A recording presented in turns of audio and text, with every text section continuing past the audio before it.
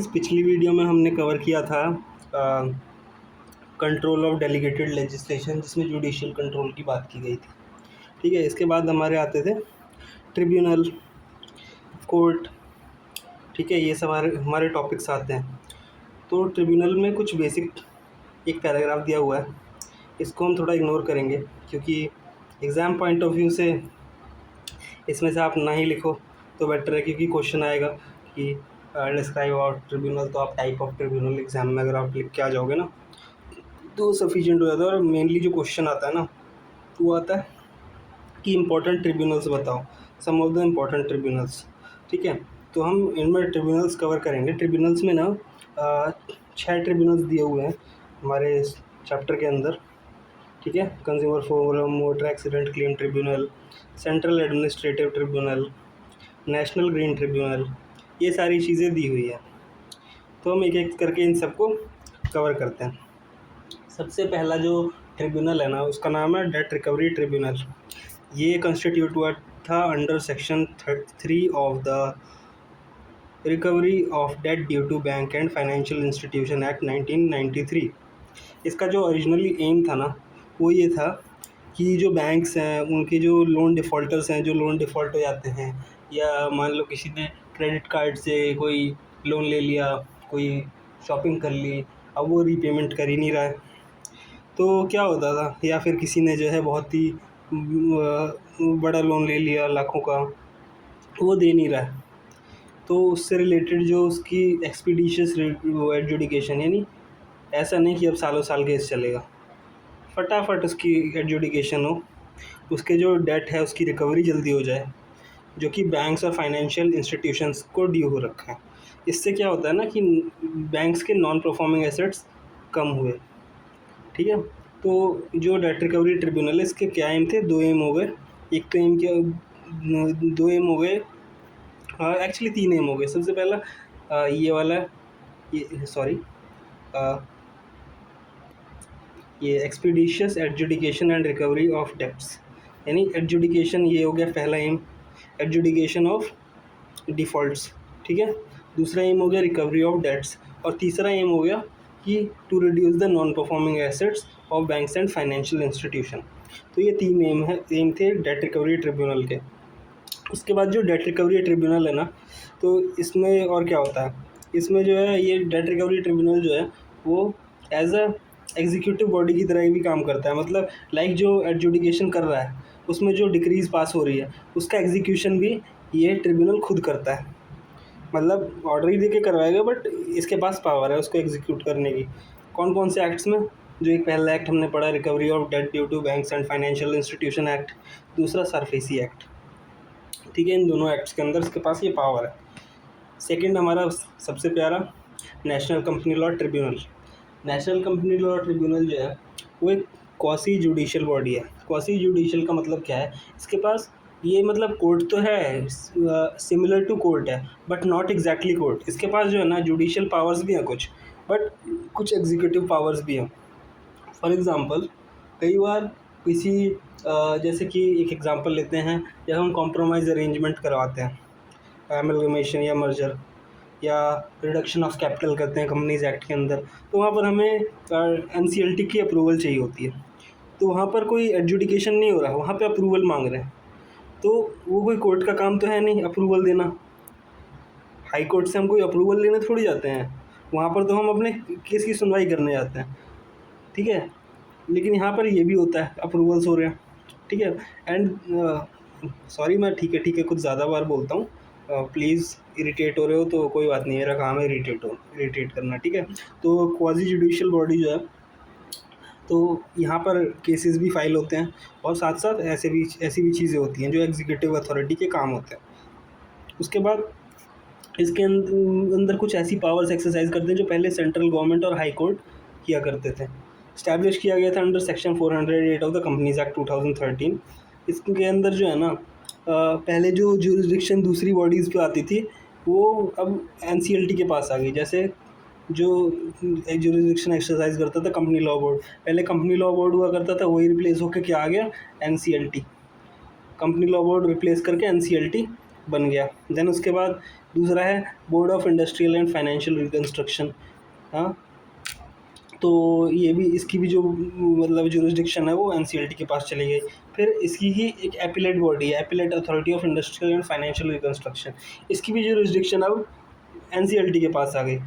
और उसके अलावा जो वाइंडिंग अप होता है, रिस्ट्रक्चरिंग होती है, फाइनेंशियल रिकन्स्ट्रक्शन बोल उसमें ही होता था, तो फिर ये जो होती है, ये सारी ये जितनी जुरिस्डिक्शन और पावर्स है ना, ये सब किसके पास पहले होती थी? हाई कोर्ट के पास। हाई कोर्ट से कहाँ आ गई? एनसीएलटी के पास। तो देख लो भाई ये कितना पावरफुल ट्रिब्यूनल है। फिर उसके बाद एनसीएलटी में कोई केस लड़ा गया, ठीक है, फिर उसके बाद अपील अगर होगी तो वो एनसीएलटी में होगी, ठीक है।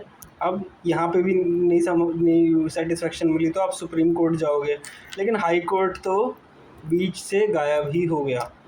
तो देख लो ये कंपनी लॉ ट्रिब्यूनल जो है, नेशनल कंपनी लॉ ट्रिब्यूनल, ये कितना पावरफुल ट्रिब्यूनल है। इसके बाद आता है हमारा कंज्यूमर फोरम। कंज्यूमर फोरम जो है ना, ये स्टैब्लिश हुआ है कंज्यूमर प्रोटेक्शन एक्ट के अंदर। पहले भी था, अभी भी है। पहले कंज्यूमर प्रोटेक्शन एक्ट ओल्ड था, अभी एक नया कंज्यूमर प्रोटेक्शन एक्ट आया है, आई थिंक 2018 या 19 का, ठीक है। तो इसके अंदर जो है ये किस लिए इस्टेब्लिश किया गया था?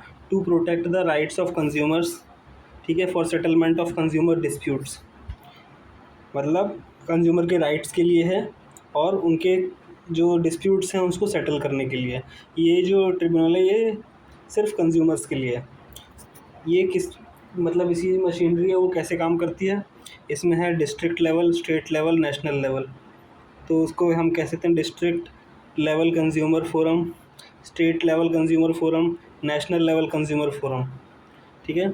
जो डिस्ट्रिक्ट लेवल है इसमें जो डिस्प्यूट्स होते हैं वो वन अप टू 1 करोड़ होते हैं। कितने? अप टू 1 करोड़ के डिस्प्यूट्स जो हैं वो डिस्ट्रिक्ट लेवल के कंज्यूमर फोरम में होते हैं। जो स्टेट लेवल होता है, स्टेट लेवल में more than 1 crore up to 10 crore, ठीक है। तो इसमें जो है मोर देन 1 करोड़ और अप टू 10 करोड़ के डिस्प्यूट्स जो हैं वो हैंडल होते हैं। देन उसके बाद जो नेशनल लेवल का कंज्यूमर फोरम है इसमें मोर देन 10 करोड़, कितने? मोर देन 10 करोड़ के डिस्प्यूट्स जो हैं वो हैंडल किए जाते हैं, ठीक है। और जो कंज्यूमर कोर्ट्स हैं वो कौन सी कंप्लेंट्स को एंटरटेन नहीं करता?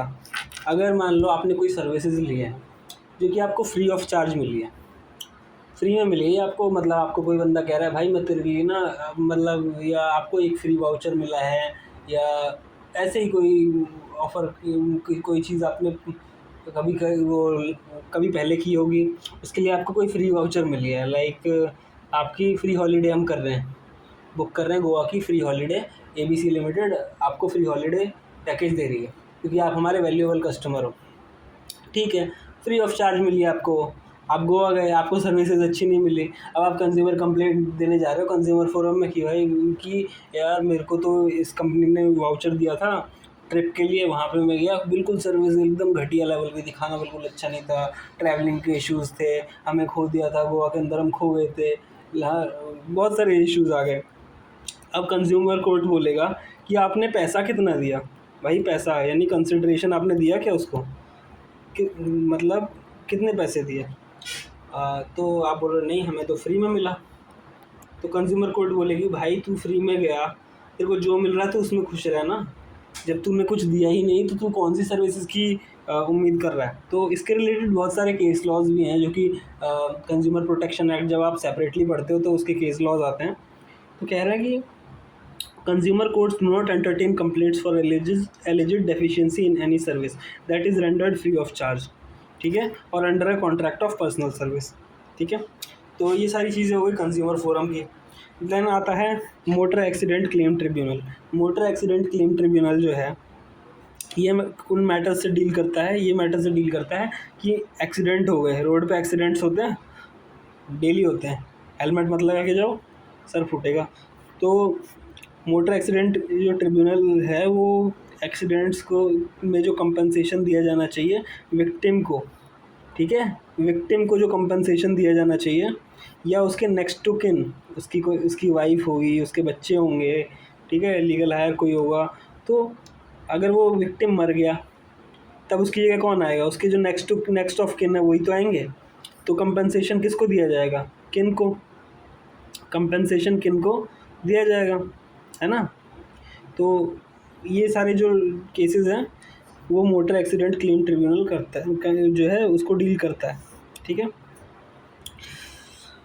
उसके बाद आता है जो मोटर एक्सीडेंट क्लेम ट्रिब्यूनल है ना, इसका कंपोजिशन क्या है, इसमें जुडिशियल ऑफिसर होते हैं जो कि स्टेट हायर जुडिशियल सर्विस से होते हैं। उसके बाद ये डायरेक्ट सुपरविजन में होते हैं हमारे हाई कोर्ट के, जो भी जैसे दिल्ली हाई कोर्ट, अब दिल्ली में ये मोटर एक्सीडेंट क्लेम ट्रिब्यूनल है तो वो दिल्ली हाई कोर्ट के सुपरविजन में होगा, और जो उसमें जुडिशियल ऑफिसर होंगे वो उस ट्रिब्यूनल की उसमें बैठे होंगे, कंपोजिशन में होंगे, और वो जो जुडिशियल ऑफिसर है वो स्टेट हायर जुडिशियल सर्विस से बिलोंग करते होंगे।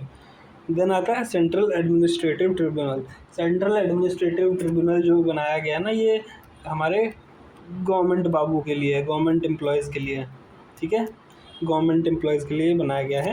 ये मल्टी मेंबर बॉडी है, ये केस को देखता है जो कि स्टाफ मेंबर्स फाइल करते हैं, ठीक है, for non observation of their terms of service और एनी रिलेटेड मैटर। इसको सबसे इम्पोर्टेंट पॉइंट है ये वाला पॉइंट, इसका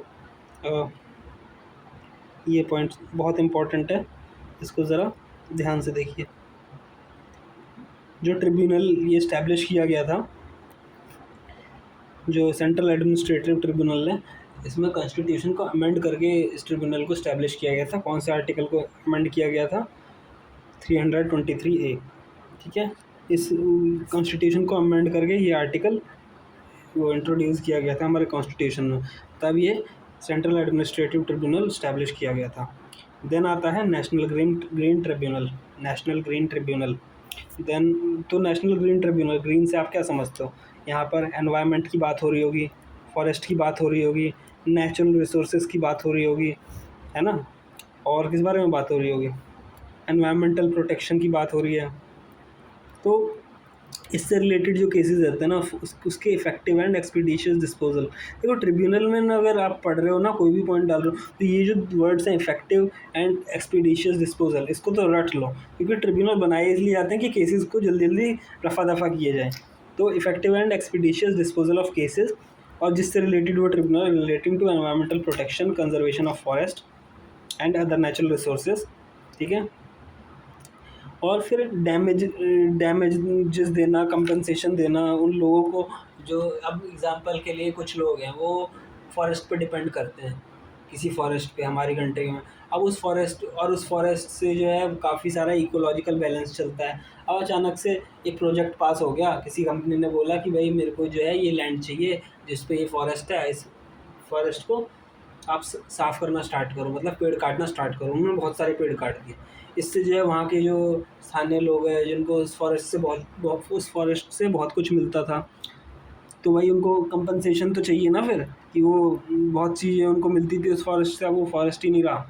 तो इस केस में कंपनसेशन दिलवाएंगे, रिलीफ दिलवाएंगे, पेनल्टी भी करनी पड़ती है। कंपनियां जो हैं बहुत ज़्यादा ही फूक के चलती हैं अपने एनवायरमेंटल रिलेटेड प्रोजेक्ट्स को लेके, मतलब कोई भी प्रोजेक्ट जिससे एनवायरनमेंट को हार्म पहुंच रहा हो, तो बहुत सोच समझ के कोई प्रोजेक्ट को वो अप्रूव करती है या उसको एग्जीक्यूट करती है, ठीक है। तो ये वाला टॉपिक हो गया आपका ट्रिब्यूनल्स वाला। देन इसके बाद सॉरी मैं गलत फिंगर यूज़ कर रहा हूँ इसको स्क्रॉल करते हुए, तो इसलिए ऐसा हो रहा था। Then other types of courts and their jurisdiction. India में सिविल और क्रिमिनल टाइप के 2 टाइप के कोर्ट्स आते हैं, ठीक है। इनकी हायरार्की भी बेसिकली हायरार्की यही होती है, जो अगर आपसे नॉर्मली कोई पूछे, supreme court, high court, district court नीचे की तरफ आता है, ठीक है। और डिस्ट्रिक्ट कोर्ट जो है, फिर उसके बाद magistrate of second class, magistrate of first class, civil जज, जूनियर, इस तरीके से हायरार्की चलती है। तो सबसे हम धीरे धीरे करके एक एक करके इन सारे टॉपिक्स को पढ़ेंगे। सबसे पहले पढ़ते हैं supreme court of India. Supreme court of India से कौन नहीं जानता। सुप्रीम कोर्ट ऑफ इंडिया जो है ये हाईएस्ट लेवल ऑफ कोर्ट है इंडियन ज्यूरिडिकल सिस्टम में, हाईएस्ट लेवल ऑफ कोर्ट है। ये चौकीदार की तरह काम करता है, गार्डियन है हमारे कॉन्स्टिट्यूशन का। इसके पास ओरिजिनल ज्यूरिसडिक्शन है as well as appellate jurisdiction भी है, क्या है, एपिलेट ज्यूरिसडिक्शन। समझो, ओरिजिनल ज्यूरिसडिक्शन क्या होती है, जो डायरेक्टली आप कभी किसी कोर्ट में जब कोई केस फाइल करते हो तो उसको कहा जाता है ओरिजिनल ज्यूरिसडिक्शन में फाइल करना। लेकिन जब उसके बाद कोई अपील फाइल करता है किसी हायर कोर्ट में, तो हायर कोर्ट के लिए वो हो जाती है एपिलेट ज्यूरिसडिक्शन। तो जो सुप्रीम कोर्ट है उसके पास ओरिजिनल ज्यूरिसडिक्शन भी है, एपिलेट ज्यूरिसडिक्शन भी है। ओरिजिनल jurisdiction exclusively है to hear cases of dispute between central government and state governments और between the state governments। मतलब एक तो ओरिजिनल जुरिसडिक्शन और एपिलेट जुरिसडिक्शन आपको समझाई मैंने। दूसरी चीज़ है कि अगर सेंट्रल गवर्नमेंट और स्टेट गवर्नमेंट के बीच में झगड़ा है या दो स्टेट गवर्नमेंट्स के बीच में झगड़ा है, तो उनके जो डिस्प्यूट होंगे उसको हैंडल करने की जो जुरिसडिक्शन है वो एक्सक्लूसिवली ओरिजिनल जुरिसडिक्शन है सुप्रीम कोर्ट के पास। ठीक है। उसके बाद सुप्रीम कोर्ट जो है ना, उसके पास पावर है रिट्स इशू करने का। रिट्स क्या होते हैं, for protection of fundamental rights, for the enforcement of fundamental rights. Supreme court जो है आर्टिकल 32 के अंदर रिट्स इशू करता है, और जो हाई कोर्ट है वो आर्टिकल 226 के अंदर रिट्स इशू करता है। ठीक है। रिट्स 5 तरीके की होती है, आगे आएंगे पढ़ेंगे उसके बारे में, हैबियस कॉर्पस, मैंडेमस, ये सारी चीज़ें, पर अभी यहाँ पे नहीं है तो अभी जाने देते हैं। देन उसके बाद सुप्रीम कोर्ट के पास जो है एक पावर है, एक्स्ट्रा ऑर्डिनरी जुरिसडिक्शन है, कि वो किसी भी केस से रिलेटेड जो मैटर है, कोई भी मतलब to hear any appeal related to any matter of any court और ट्रिब्यूनल, किसी भी ट्रिब्यूनल और कोर्ट का जो मैटर है उसको एज ए अपील सुन सकता है by way of special leave petition. Special leave petition में क्या होता है कि अब हमें हायरार्की फॉलो नहीं करनी, मैं डिस्ट्रिक्ट कोर्ट में हूँ, मुझे डायरेक्ट सुप्रीम कोर्ट में अपील फाइल करनी है, तो स्पेशल लीव पिटीशन डालूंगा। अब सुप्रीम कोर्ट के ऊपर है, वो अगर वो अलाउ कर देगा तो ठीक है, नहीं तो वापस सेम ही वो हायरार्की से फॉलो करते हुए जाऊँगा, हाई कोर्ट और फिर सुप्रीम कोर्ट। ठीक है। तो ये सारी चीज़ें हैं। लेकिन ये जो एक्स्ट्रा ऑर्डिनरी जुरिसडिक्शन है, ये आर्म्ड फोर्स ट्रिब्यूनल्स में काम नहीं करता, आर्म्ड फोर्स के ट्रिब्यूनल्स में काम नहीं करता, इनका सेपरेट चलता है। ठीक है। सुप्रीम कोर्ट के पास पावर है कि वो विड्रॉ और ट्रांसफ़र कर सकता है किसी भी हाई कोर्ट के केस को।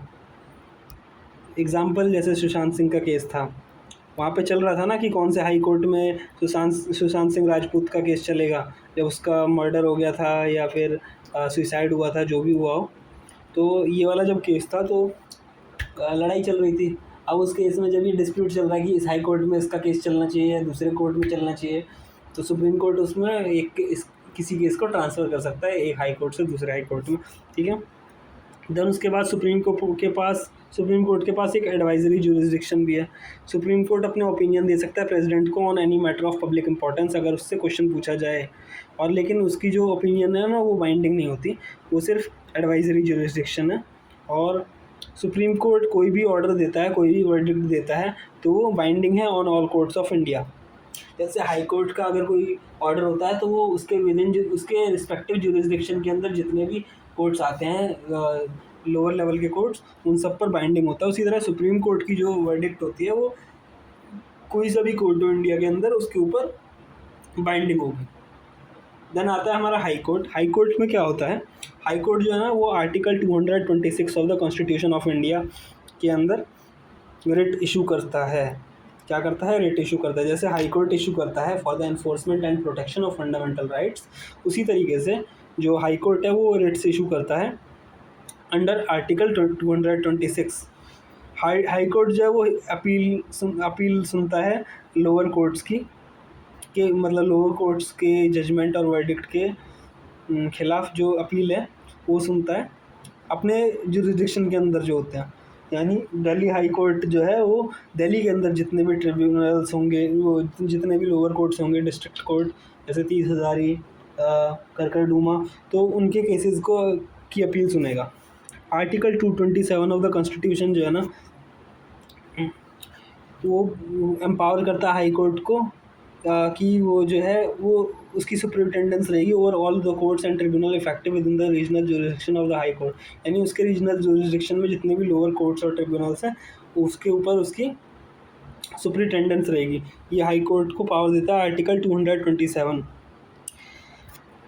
उस कंटेम्प्ट ऑफ कोर्ट के लिए पनिशमेंट देने की भी पावर है हाई कोर्ट के पास।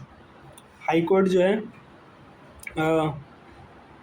अपने स्टेट के अंदर कन्फाइंड होते हैं या यूनियन टेरिटरी के अंदर। फिर आते हैं हमारे लोअर कोर्ट। लोअर कोर्ट अभी हम पढ़ें। अब लोअर कोर्ट जब हम पढ़ रहे हैं ना, तो लोअर कोर्ट में ज़्यादा नहीं, बहुत बड़ा पैराग्राफ है, तो मैंने कुछ चीज़ें हाईलाइट कर रखी है, उसको मैं धीरे धीरे एक्सप्लेन करूँगा और उतना ही आप लिख दोगे लोअर कोर्ट के अंदर तो काफ़ी है। तो लोअर कोर्ट जो है उसमें हाई कोर्ट के बाद क्या आएगा, डिस्ट्रिक्ट कोर्ट आएगा।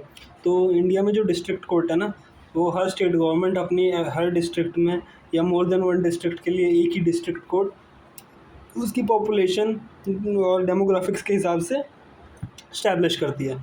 और जो डिस्ट्रिक्ट कोर्ट है ना, उनके ऊपर एडमिनिस्ट्रेटिव कंट्रोल किसका होता है, सॉरी ये मैंने गलत, तो जो डिस्ट्रिक्ट कोर्ट है उनके ऊपर एडमिनिस्ट्रेटिव कंट्रोल किसका होता है, हाई कोर्ट का, ठीक है। और जो डिस्ट्रिक्ट कोर्ट है वो पैरेलली दो तरीके से चलती है, उसकी एक सिविल साइड भी होती है, क्रिमिनल साइड भी होती है। सिविल साइड में सिविल केसेस डील होते हैं, क्रिमिनल साइड में क्रिमिनल नेचर के केसेस डील होते हैं। जो डिस्ट्रिक्ट कोर्ट है उसको कौन हेड करता है, डिस्ट्रिक्ट जज। उसकी रिस्पॉन्सिबिलिटी शेयर करते हैं एडिशनल डिस्ट्रिक्ट जज और असिस्टेंट डिस्ट्रिक्ट जज। ऐसे याद कर लो, डीजे, फिर एडिशनल डीजे, फिर उसके बाद असिस्टेंट डीजे, ठीक है। तो ऐसे आप याद कर लो तो याद हो जाएगा, DJ, additional DJ, assistant DJ. उसके अलावा जो है उस जो लोअर लेवल के कोर्ट हैं, जो सबऑर्डिनेट कोर्ट्स हैं डिस्ट्रिक्ट लेवल में, तो उन्हें हम कहते हैं जूनियर सिविल जज court, principal junior senior civil जज कोर्ट, सिविल जज, ये सारे सबऑर्डिनेट कोर्ट्स हो गए। फिर आता है क्रिमिनल कोर्ट। क्रिमिनल कोर्ट जो है ना उसको हेड करता है सेशन जज। JIGL में उन्होंने पढ़ा था, सेशन जज होते हैं। फिर उसके अलावा first class chief judicial magistrate, second class chief judicial magistrate, chief judicial magistrate, ये सारे होते हैं ना। तो ये सारे किस में आते हैं, ये क्रिमिनल केसेस को डील करते हैं बेसिकली। और ये सबऑर्डिनेट कोर्ट्स हैं डिस्ट्रिक्ट कोर्ट के अंदर, ठीक है। जो डिस्ट्रिक्ट कोर्ट जो है वो सिविल क्रिमिनल दोनों को डील करता है। तो डिस्ट्रिक्ट कोर्ट के नीचे जब जाते हैं तो हायरार्की में जो सिविल केसेस हैं वो जूनियर सिविल जज, प्रिंसिपल जूनियर सीनियर सिविल जज कोर्ट में आता है।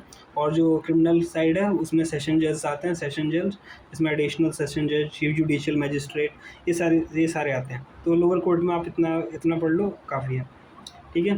फिर आता है revenue court.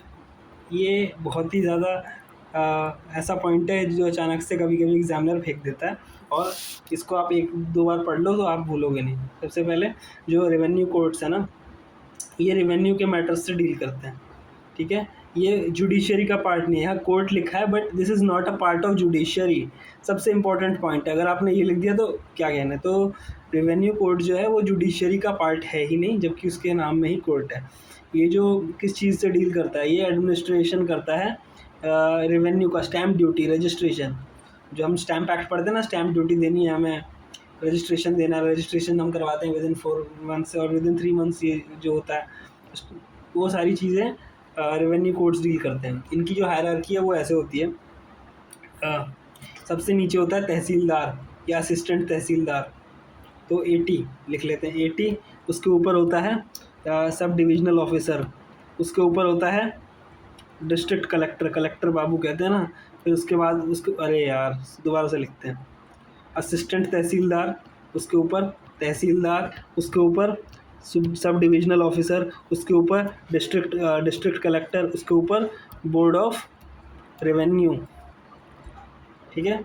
Board of revenue जो है वो हाईएस्ट डिसीजन मेकिंग बॉडी है at the state level.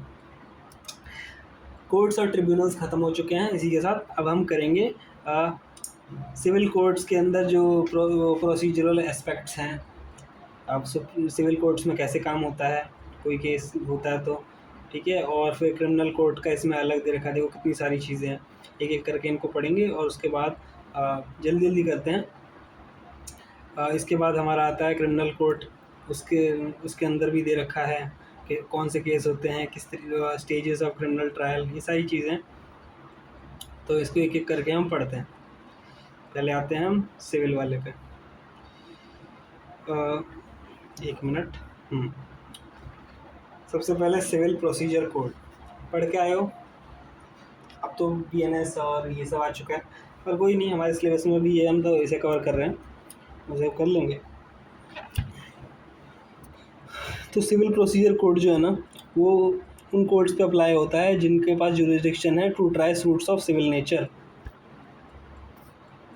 Accept the suits of which cognizance is expressly और इम्प्लाइडली बैरिड। मतलब समझो, अब सिविल कोर्ट है, क्या वो कंपनी लॉ के केसेस को डील करेगा? नहीं, क्योंकि एक्सप्रेसली और इम्प्लाइडली बैरिड है, मतलब वो नहीं कर सकता। तो वहाँ पर सिविल प्रोसीजर कोड लगेगा? नहीं लगेगा। हाँ, सिविल प्रोसीजर कोड जो है उसको फॉलो कर सकता है एनसीएलटी, उनके पास वो लिबर्टी है, पर एक्सप्रेसली मतलब इतना अच्छे से वो मतलब मैंडेटरी नहीं है कि आप उसको परफेक्टली पूरी तरह फॉलो करो। कुछ चीज़ें तो आपको करनी पड़ेगी ना, जैसे audi alteram partem, right to be heard और ऐसी चीज़ें, लेकिन पूरी तरह सिविल प्रोसीजर कोड के प्रोविजंस नहीं लगते, इसके प्रोसीजर से नहीं चलता। वरना पॉइंट क्या रह गया, जब हमें स्पीडी एडजुडिकेशन चाहिए वो हो नहीं पा रहा था।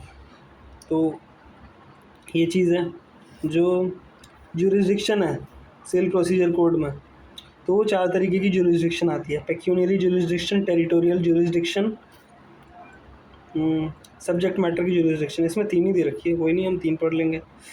तो सबसे पहले पेक्यूनियरी जुरिसडिक्शन। पेक्यूनियरी जुरिसडिक्शन, पेक्यूनियरी मतलब होता है, पेक्यूनियरी जो वर्ड है ये वर्ड रिलेटेड है मनी से, मॉनेटरी टर्म्स में ये जुरिसडिक्शन होती है कि आपकी जो कोर्ट है वो कितने करोड़ रुपए, कितने लाख रुपए तक के डिस्प्यूट्स को एंटरटेन करेगा, तो उसकी जो मॉनेटरी लिमिट्स है वो डिसाइड करती है पेक्यूनियरी जुरिसडिक्शन। देन आता है टेरिटोरियल जुरिसडिक्शन। टेरिटोरियल जुरिसडिक्शन कि आप कौन से रीजनल एरिया, कौन से एरिया तक के केसेस को आप हैंडल कर सकते हो। जैसे दिल्ली हाई कोर्ट दिल्ली के केसेस करेगा, इलाहाबाद हाई कोर्ट यूपी के करेगा। तो इस तरीके से केसेस को देखा जाता है, ठीक है। तमिलनाडु हाई कोर्ट तमिलनाडु के करेगा, वो दिल्ली के वो केसेस को हैंडल नहीं कर सकता। तो इसे कहते हैं टेरिटोरियल जुरिसडिक्शन। टेरिटोरियल जुरिसडिक्शन कैसे डिसाइड होता है? इन फैक्टर्स पे, जैसे कि by virtue of fact of residence of defendant. Defendant क्या होता है? जिसके खिलाफ केस चल रहा है, यानी किसी ने कोर्ट केस किया है तो एक जिस जो कोर्ट केस करता है उसे प्लेंटिफ कहते हैं, और सॉरी तो जो कोर्ट केस करता है उसे हम क्या कहते हैं?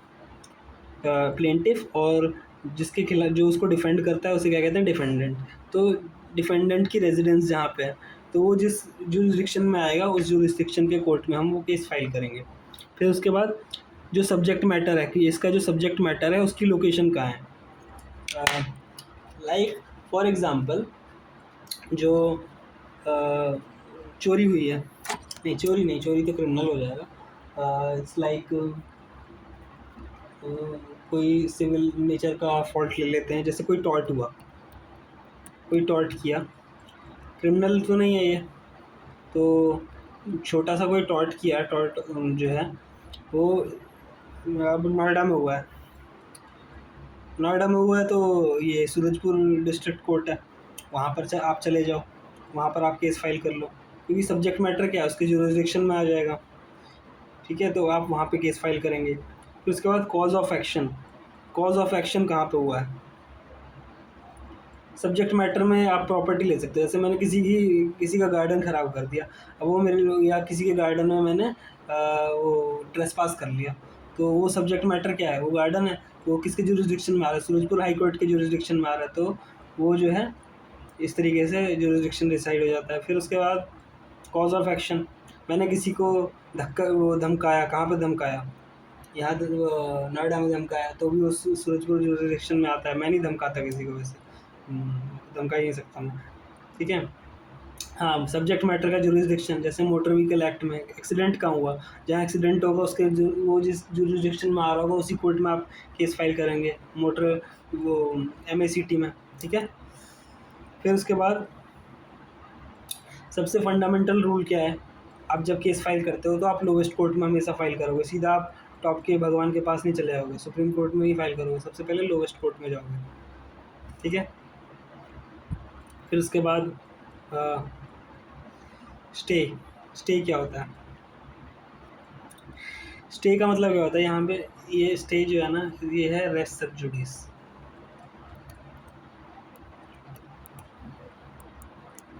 रेस्ट सब जुडिस, ये जो प्रिंसिपल है इसमें क्या होता है कि मान लो कि आपने कोर्ट में केस फाइल किया है करकरडुमा में, करकरडुमा में आपने केस फाइल किया। अब आपका जो अपोनेंट है, जो डिफेंडेंट है, उसने केस फाइल कर दिया। उसने केस फाइल कर दिया है इसमें 30,000 में।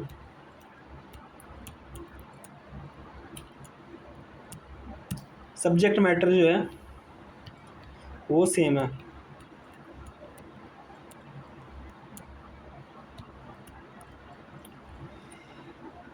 Parties to the suit are same, ये भी सेम है। तो इस केस में क्या ये टाइम की बर्बादी और रिसोर्सेज की बर्बादी नहीं हुई?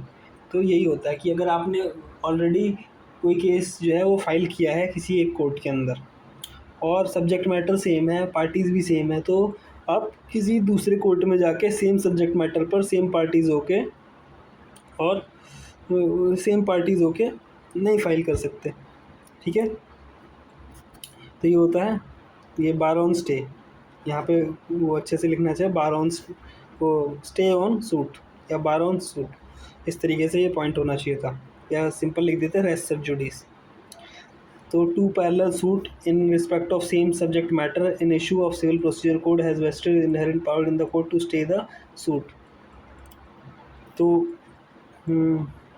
ठीक है, फिर इसका आता है रेस जुडिकाटा। रेस जुडिकाटा क्या है? रेस जुडिकाटा में क्या होता है कि अगर सेम सब्जेक्ट मैटर है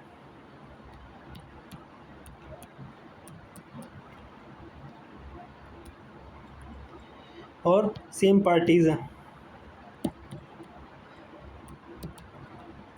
ठीक है, और सेम पार्टीज़ हैं, सेम सब्जेक्ट मैटर है, केस डिसाइड हो चुका है। अब मैं उस केस से जो है वो सेटिस्फाइड नहीं हूँ तो अपील कर सकता हूँ, लेकिन कि कोई अधेड़ दिमाग का है, उसने बोला कि भाई नहीं मैं दूसरे कोर्ट में जाऊँगा, 30,000 में आया था, मैं करकरडुमा में चला जाऊँगा, तो वो जो है पॉसिबल नहीं है। बार ऑन फर्दर सूट, अगर पिछला केस जो है वो एडजुडिकेट हो चुका है तो it will not be adjudicated again. ठीक है, this is not a rule of absolute justice, it is a rule of convenience. ठीक है, principle of res judicata is one of convenience and not one of absolute justice. Resources आप बर्बाद नहीं कर सकते। इसमें क्या होता था, रेस्ट सब जुडीज में क्या होता है, same subject matter same parties और एक कोर्ट में चल रहा है, आप दूसरे कोर्ट में नहीं जा सकते जब तक जो फॉर्मर सूट है वो डिसाइड ना हो जाए। ये कहता था। दूसरा कहता है आप डिसाइड हो गया ना तो दोबारा केस फाइल मत करो, अपील करनी है तो करो, अदरवाइज घर बैठो। समझ आया? देन आता प्लेंट। प्लेंट क्या होती है? लीगल मशीनरी को मोशन में सेट किया जाता है bye filing a plaint. Plaint जब आप फाइल करते हैं तो लीगल मशीनरी मोशन में सेट हो जाती है। मतलब लाइक एक खिलौना है, उसमें चाबी आप घुमाते हो और चाबी निकाली तो खिलौना चलने लग गया। तो इसी तरीके से हमारी जो लीगल सिस्टम है उसके खिलौने की तरह देखो। अब प्लेंट हमने वो फाइल करी, मतलब हमने चाबी लगाई। अब उसके बाद प्लेंट जब फाइल करी तो कोर्ट जो है वो प्लेंट आने के बाद फिर वो नोटिस इशू करेगा डिफेंडेंट को कि भैया अपना रिटर्न स्टेटमेंट जो है, रिटर्न स्टेटमेंट ऑफ डिफेंस, वो भी फाइल करो। तो और उसके बाद फिर दोनों के बीच में वो प्लेंट और रिटर्न स्टेटमेंट को कंपेयर किया जाएगा। जो एलिगेशंस को वो डिफेंडेंट मान रहा है उसको वो डिसाइडेड है, मतलब जहाँ पे दोनों के बीच में सहमति नहीं है उसके ऊपर केस चलेगा। तो इस तरीके से जो है ये जो लीगल मशीनरी है ये सेट इन मोशन हो जाती है। ठीक है, the entire legal machinery under civil law is set in motion by filing a plaint.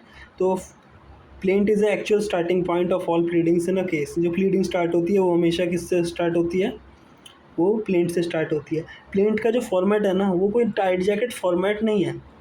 Not कोई भी जो लॉ है वो कोई टाइट जैकेट फॉर्मेट नहीं बताता प्लेंट के बारे में।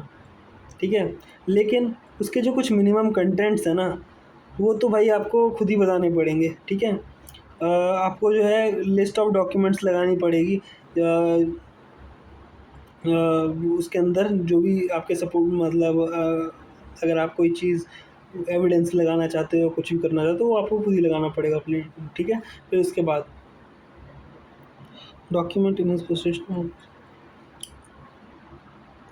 अब क्या है कि जब प्लेंटिफ जो स्यू करता है किसी डॉक्यूमेंट के बेसिस पर, किसी को स्यू करता है, किसी पर केस फाइल करता है, तो जिस डॉक्यूमेंट के ऊपर वो केस फाइल कर रहा है ना, it has to be presented in the plaint. अगर if the document is not in his possession, तो प्लेंटिफ को बताना पड़ेगा कि उसको किसके पोजेशन में है। उसके पास अगर डॉक्यूमेंट नहीं है वो, तो उसको ये बताना पड़ेगा कि किसके पोजेशन में। और अगर डॉक्यूमेंट वो प्रोड्यूस नहीं कर पाता है at the time of presenting of plaint, तो वो एज ए एविडेंस नहीं रिसीव किया जाएगा without permission of the concern court. ठीक है, ये आपका प्लेंट है। प्लेंट जो है ना, कोर्ट के पास क्या पावर्स हैं प्लेंट से रिलेटेड।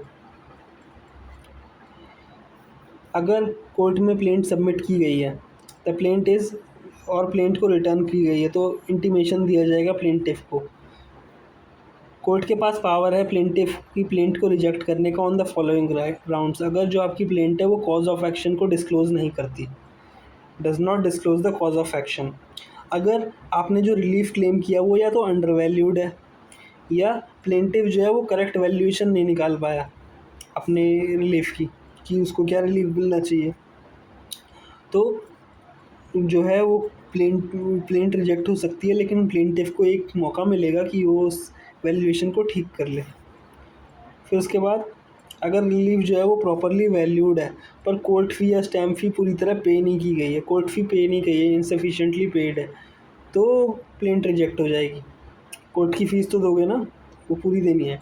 देन उसके बाद अगर जो सूट फाइल हो रहा है वो लॉ के थ्रू उसे मना किया गया है कि expressly bad by any law, तो भी उस केस में कोर्ट जो है वो प्लेंट को रिजेक्ट कर सकती है।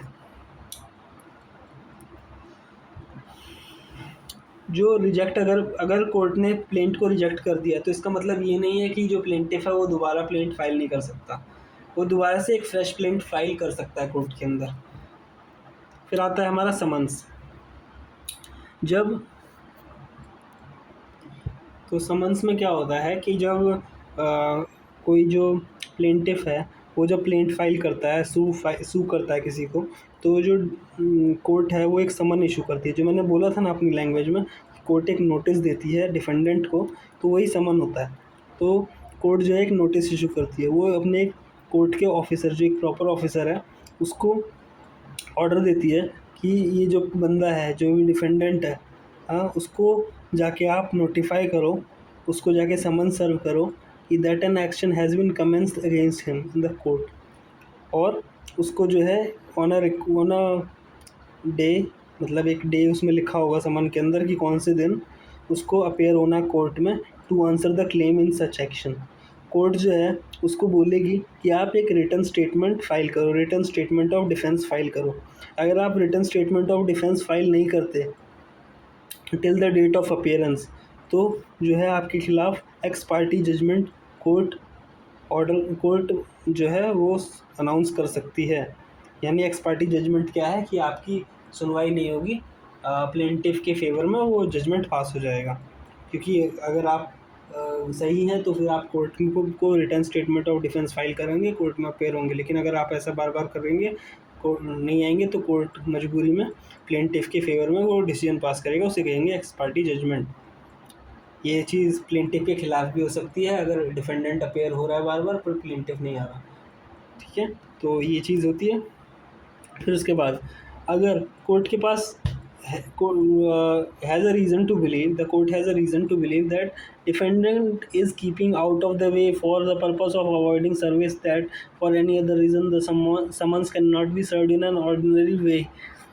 कह रहा है कि अगर डिफेंडेंट जो है वो बहुत चालू इंसान है कि हम उसको समन सर्व ही नहीं कर पा रहे, वो या फिर अवॉइड कर रहा है हमें कि हम उसे समन दे ही ना पाएँ, और कोर्ट को ये पता चल रहा है, मतलब कोर्ट को अपनी समझ से समझ आ रहा है कि ये जो है डिफेंडेंट ये बदमाशी कर रहा है, तो कोर्ट जो है अपने ऑफिसर को ये डायरेक्ट करेगा कि affix the copy of the summon in a conspicuous part of his house. और दूसरा क्या कर सकता है, ये बोल सकता है कि न्यूज़पेपर में भाई एडवर्टाइजमेंट दे दो, न्यूज़पेपर में एडवर्टाइजमेंट दे दो कि अब जो है तुम्हें इस डेट पर अपेयर होना है कोर्ट में, तुम्हारे खिलाफ एक एक्शन स्टार्ट हो चुका है कोर्ट के अंदर। तो अगला पॉइंट है ये appearance of parties. Appearance of parties बहुत सिंपल है, ज़्यादा मुश्किल नहीं है, कुछ पॉइंट्स याद करने हैं। इसमें क्या है कि अगर कोर्ट ने बता दिया, डिफेंडेंट को समन सर्व कर दिया कि आपको इस डेट पे, एक पर्टिकुलर डेट पर अपेयर होना है और अपनी जो आंसर्स हैं वो देने हैं, रिटन स्टेटमेंट ऑफ डिफेंस देना है, जो आप एग्री करते हो, एक्सेप्ट करते हो उसको मानो, नहीं मानते हो तो फिर वो भी बताओ, तो ठीक है। लेकिन on the date of appearance defendant नहीं आता है, अपने रिटन स्टेटमेंट ऑफ डिफेंस भी फाइल नहीं करता, तो एक्स पार्टी जजमेंट हो जाएगा। ये हमने पहले भी पढ़ा था।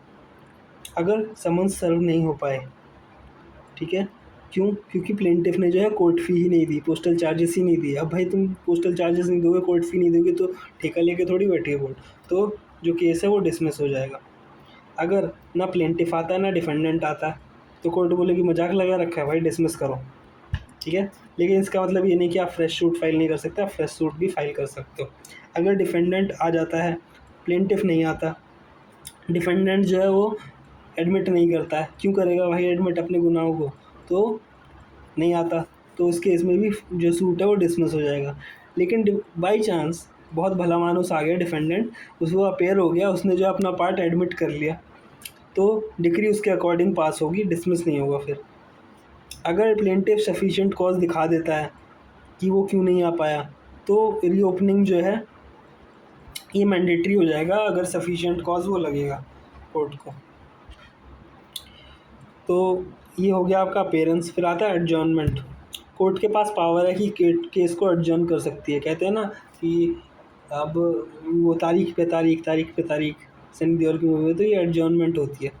तो एडजॉर्नमेंट हो गया। एडजॉर्नमेंट जो है वो फ्रीक्वेंटली मांगी जाती है पार्टीज़ के द्वारा केस में, तो उससे जो है डिलेज हो जाते हैं, मैटर्स को डिसाइड करना डिले हो जाता है। एडजॉर्नमेंट जो है वो कोर्ट की डिस्क्रेशन है, कोर्ट की अपनी मर्ज़ी एडजॉर्नमेंट देना, उसके लिए कोई उसको फोर्स नहीं कर सकता। जो एडजॉर्नमेंट के जो रूल्स हैं वो बहुत स्ट्रिक्ट है, अगर ट्रू स्पिरिट में यूज़ की जाए, बस इतना ही है। फिर आता है एक्स पार्टी डिग्री। अभी हम एक्स पार्टी डिग्री पहले भी पढ़ के आए हैं। तो एक्स पार्टी डिग्री जो है वो पास किया जा सकता है कब?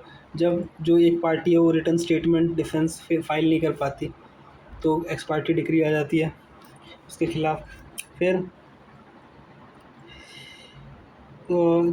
लेकिन यहाँ पर जो मेन पॉइंट है ना एक्स पार्टी में, एक्स पार्टी डिग्री में, तो जब एक्स पार्टी डिग्री पास हो जाती है तो डिफेंडेंट के पास जो है ना वो क्या ऑप्शंस है, उसके बाद क्या रेमेडीज़ उसके पास ओपन है। अगर डिफेंडेंट सेटिस्फाई कर देता है कि वो सफिशिएंट कॉज की तरह वजह से रिटर्न स्टेटमेंट फाइल नहीं कर पाया, अपेयर नहीं हो पाया, तो अपील प्रेफर कर सकता है, अपील कर सकता है इस वो एक्स पार्टी डिग्री के खिलाफ। रिव्यू के लिए अप्लाई कर सकता है कि भाई देख लो जजमेंट सही नहीं आया, या फिर अप्लाई कर सकता है कि एक्स पार्टी डिग्री को सेटिसाइड कर दिया जाए। तो ये 3 ऑप्शंस हैं उसके पास। फिर आता है इंटरलोक्यूटरी प्रोसीडिंग्स। इंटरलोक्यूटरी प्रोसीडिंग्स क्या होती है कि इंटरलोक्यूटरी प्रोसीडिंग्स में ये होता है कि स्टेटस को मेंटेन करना। लाइक कोई सब्जेक्ट मैटर है जो केस से रिलेटेड है, लाइक एक बिल्डिंग है। अब केस ही आया कि यहाँ पर एक क्रिमिनल केस, एग्जांपल के लिए हम सिविल वाला लिख रहे हैं पर हम क्रिमिनल केस देखते हैं। जैसे एक बिल्डिंग है, अब कुछ गुंडे आए रात में, उन्होंने उसको आग लगा दिया, लेकिन जो जिसकी वो बिल्डिंग थी उसको पता था ये किसने काम करवाया, अब उसने कोर्ट में केस फाइल करा है। अब वहाँ पे इन्वेस्टिगेशन होगी, तो उस बिल्डिंग पर में बहुत सारे सबूत रह गए होंगे गुनहगारों के, तो अब उन सबूतों को मिटाने के लिए फिर कोई एक्शन हो सकता है, कुछ हो सकता है। तो फिर कोर्ट जो है स्टेटस को मेंटेन करने के लिए जो भी प्रोसीडिंग्स करता है या कोई ऑर्डर देता है, वो सारी चीज़ें क्या होती हैं, इंटरलोक्यूटरी प्रोसीडिंग्स, जो स्टेटस को मेंटेन करने के लिए कि for preserving the existing state of things on a given day. यानी मतलब किसी एक पर्टिकुलर डे पर कोई चीज़ कैसी है उसको वैसा का वैसा मेंटेन रखने के लिए इंटरलोक्यूटरी ऑर्डर्स करते हैं, इसी को कहते हैं इंटरलोक्यूटरी प्रोसीडिंग्स।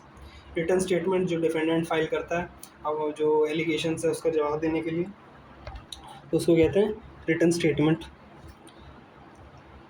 छोटा सा पैराग्राफ है, आप समझ जाओगे, इसे पढ़ लेना। फिर आता है examination of parties. Examination of parties जो है वो एक इम्पॉर्टेंट स्टेज है आफ्टर अपीयरेंस।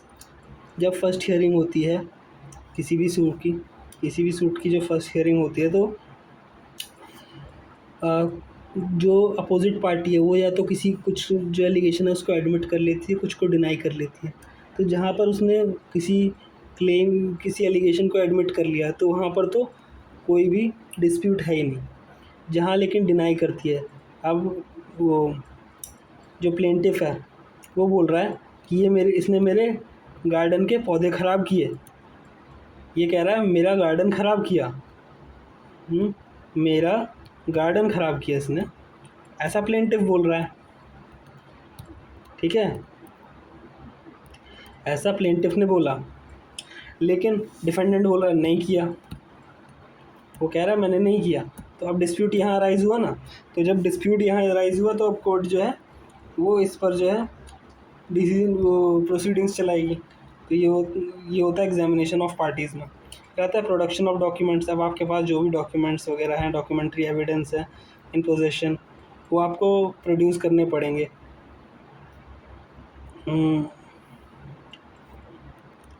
मैं थर्ड वीडियो लेके आऊँगा बाकी कमेंट्स कवर करने के लिए, क्योंकि ये वीडियो बहुत लंबी होती जा रही है और ये न्यू चैनल है तो फिर शायद वीडियो इतनी लंबी यूट्यूब अपलोड करने नहीं देगा। तो मैं एक नेक्स्ट वीडियो वो नेक्स्ट पार्ट लाऊंगा, उसमें आगे के टॉपिक्स कवर होंगे।